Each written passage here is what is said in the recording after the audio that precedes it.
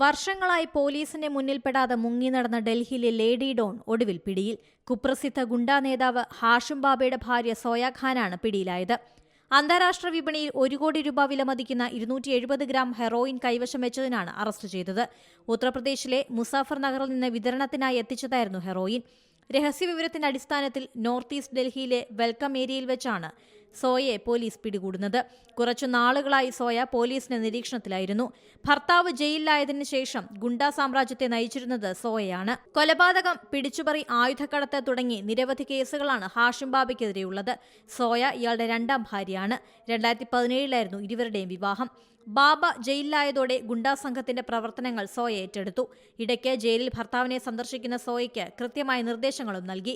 Tihar ജയിലിലെത്തുന്ന soya പ്രത്യേക code ഭാഷയിലാണ് ഭർത്താവുമായി സംസാരിക്കുന്നത്. സോയ നിരന്തരം ഏർപ്പെട്ടിരുന്നത് കള്ളക്കടത്ത്, മയക്കുമരുന്ന് തുടങ്ങിയ കുറ്റകൃത്യങ്ങളിലാണ്.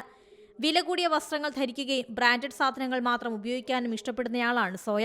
ആഡംബര പാർട്ടികളിൽ പങ്കെടുക്കാറുള്ള സോയ സോഷ്യൽ മീഡിയയിൽ സജീവമായിരുന്നു. നാദിർഷാ വധക്കേസിലെ പ്രതികൾക്ക് സോയ രക്ഷകയായിരുന്നോ എന്ന് പോലീസ് സംശയിക്കുന്നുണ്ട്. കഴിഞ്ഞ വർഷമാണ് ദക്ഷിണ ഡൽഹിയിലെ ജിം ഉടമയായ ഷാ വെടിയേറ്റു മരിക്കുന്നത്. കേസുമായി ബന്ധപ്പെട്ട് ഇവരെ ചോദ്യം ചെയ്തിരുന്നു. മനുഷ്യക്കടത്ത് സംഘത്തിൽ പങ്കുണ്ടെന്നാരോപിച്ച് സോയയുടെ അമ്മയെ അറസ്റ്റ് ചെയ്തിരുന്നു. ലഹരിമരുന്ന് ശൃംഖലയുമായി സോയയുടെ പിതാവിനും ബന്ധമുണ്ട്. ഏറ്റവും പുതിയ വാർത്തകളും വിശേഷങ്ങളും വിരൽത്തുമ്പിലറിയാൻ സീ മലയാളം ന്യൂസ് എല്ലാ ഡിജിറ്റൽ പ്ലാറ്റ്ഫോമുകളിലും ലഭ്യം.